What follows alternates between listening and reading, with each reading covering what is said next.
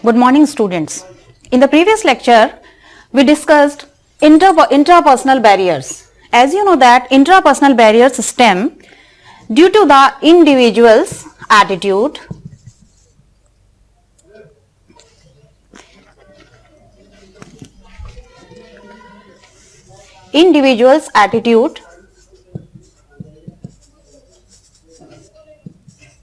behavior,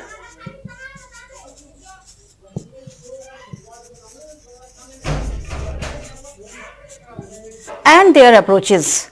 Now we are going to study interpersonal barriers. Interpersonal barriers occur due to the inappropriate transaction of words and phrases. We know that in interpersonal barrier, at least two people are involved because it takes place between the sender and the receiver. So both are responsible for interpersonal barriers. Now interpersonal barriers, maybe we can classify it into two categories. Which are two categories? Number one, inefficiency in communication skills, and second is negative attitude nurturing in the environment.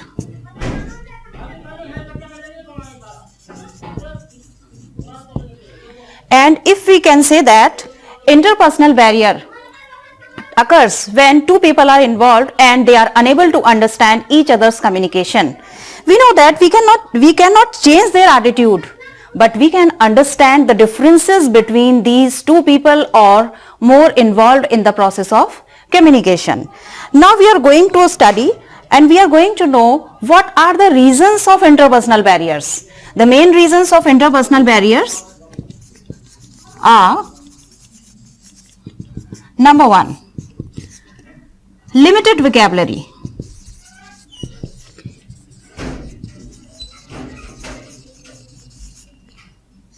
We know that vocabulary plays a vital role in communication process. If any person has insufficient and weak in vocabulary, it means that communication process will not take place. Because we know that the connotative and denotative meanings of any kind of word really matters. Generally people use connotative meaning. You know what is connotative? It is something else from the real meaning. Generally people, they have their possible meanings and they use them in communication process. But we know that connotative meaning may be right, but generally it is wrong. So we must concentrate on which kind of meaning? Denotative meaning. Denotative meaning means, it means that it has primary concern to the particular meaning of the word. So it means that first of all, whenever your pen falters, whenever your tongue fumbles, it means you are searching a new word. So now your knowledge should be proper, adequate knowledge should be there regarding the vocabulary, and if your vocabulary is rich, definitely you will create an indelible impression on your readers and audience. But now one more question is there, that is, only the knowledge of vocabulary is not sufficient. You know how to use them. So how can we overcome this barrier? We can overcome, number one, consult the dictionary, and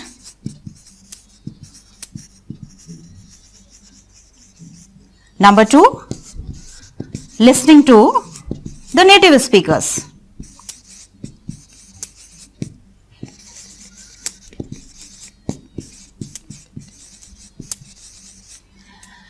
Now the first thing is that is more important, that is limited vocabulary, and we can overcome this barrier through the consulting of dictionary and at the same time listening to the native speakers. Now we come to the next reason, that is communication selectivity.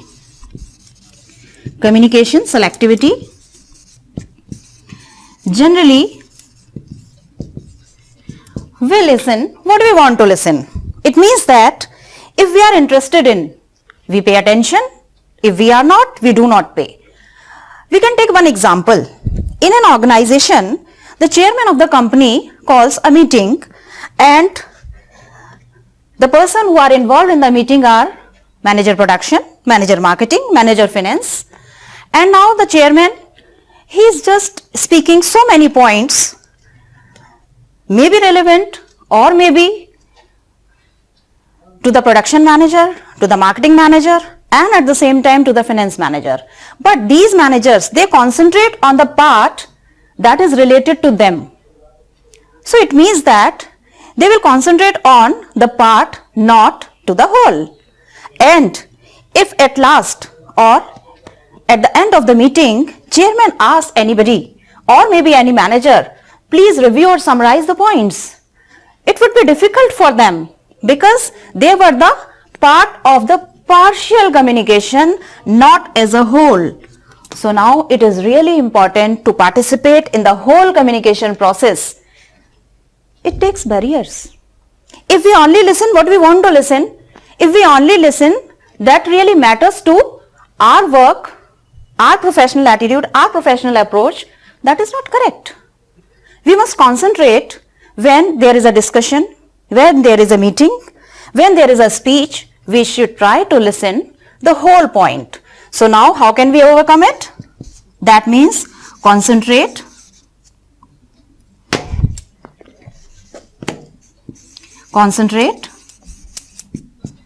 to the whole message. Now we come to the third point. The third reason of interpersonal barrier is, that is incongruity between verbal and non-verbal communication.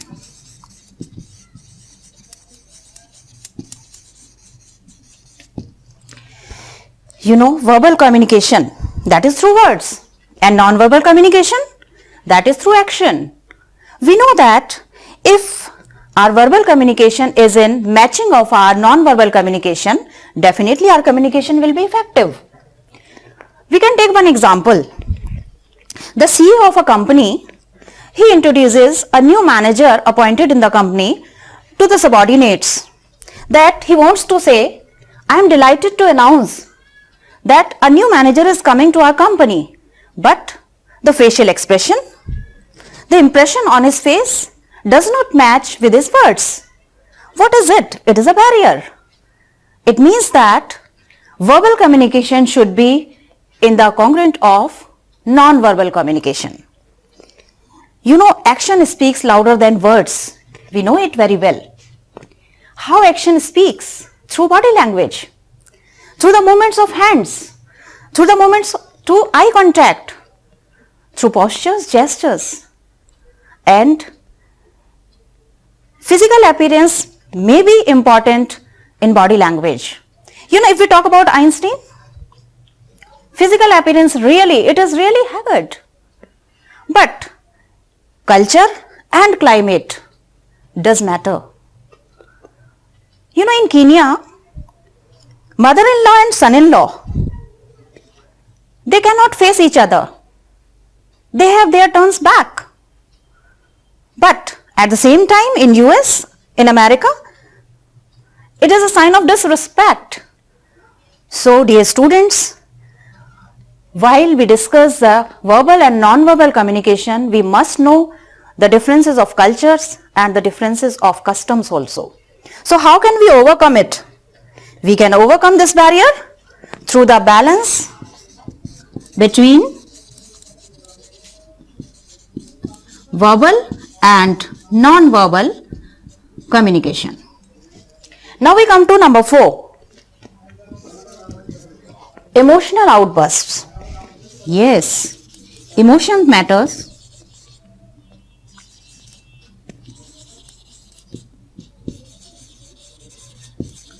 Emotion matters between 2 or more people. Emotions like happiness, extreme joy, extreme sorrow, surprise. Can we speak better when we are in extreme joy? Can we better communicate when we are in extreme sorrow? I think no. Because When we are in emotional outburst, it is really hard to communicate. It is really difficult. And if we are at professional place, at our workplace, it is really hard to balance our emotions because it is a barrier to communication. How can we overcome this barrier?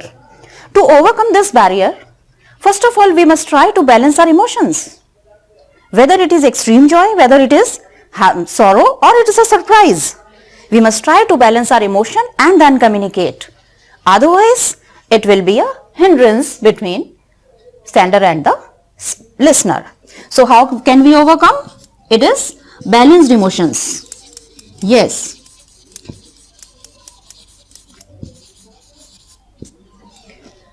Now, we come to the next. Yes, noise in the channel. Noise in the channel, yes.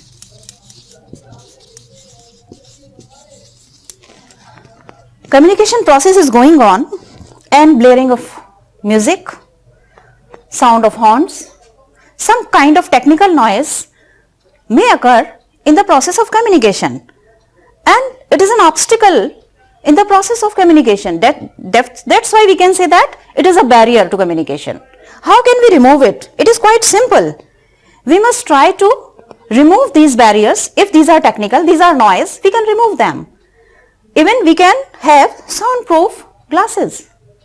In the companies generally we find. But even sometimes we feel that if it is a sound of a fan, maybe sometimes it is a sound of some other kind, may hinder the process of communication. So we must try to remove any kind of noise in the process of communication. Now we come to the next, and that is very much important. What is that? That is poor listening skill. Yes, listening skill. Out of 4 skills of communication, listening skill is the most important skill of communication. You know what is the difference between listening and hearing?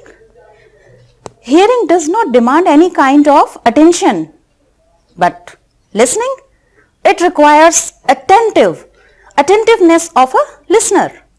And if you pay attention, you can listen it better. But sometimes what you feel, you are thinking something else and you are listening. How can you listen? So listening is really important because we need to pay attention towards the process or towards the communication process. So how can we improve? First of all, it is a great hindrance. How can we remove this barrier? To remove this barrier, we have to use improving strategies of listening. What are the improving strategies of listening? We may concentrate on improving strategies of listening.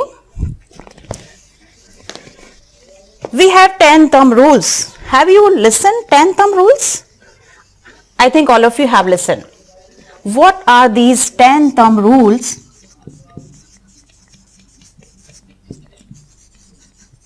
to improve listening skills?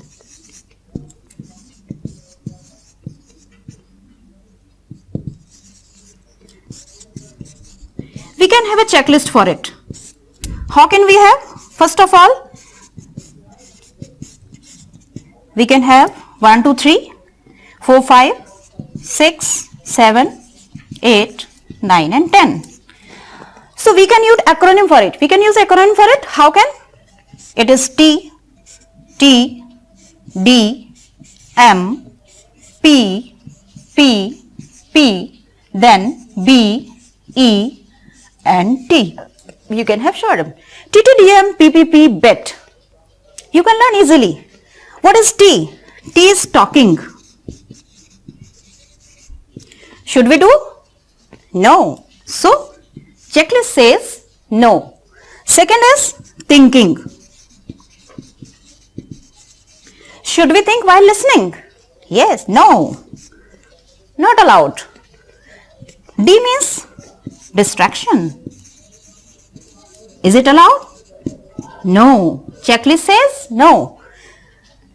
M for mind wandering.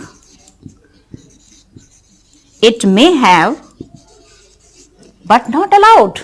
So it has cross. Again we come to P. Patience. Should we have? Yes. So it has right. Then we have P for prejudge. Should we prejudge the speaker? If we prejudge the speaker, how can we evaluate his speech? How can we evaluate his communication? So, it says no. Next is put the speaker at ease. Put the speaker at ease. Yes, speaker should be at ease. So, it is right. Next is being angry. Should it be allowed? No. E for empathize with the speaker. Yes. We should be empathize with the speaker.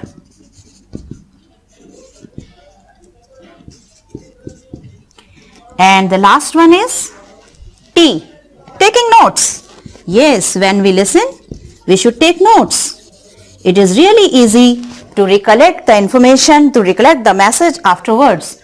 So, in this way, we can improve the listening process. If you are poor in listening, you can improve your listening if you follow these 10 thumb rules.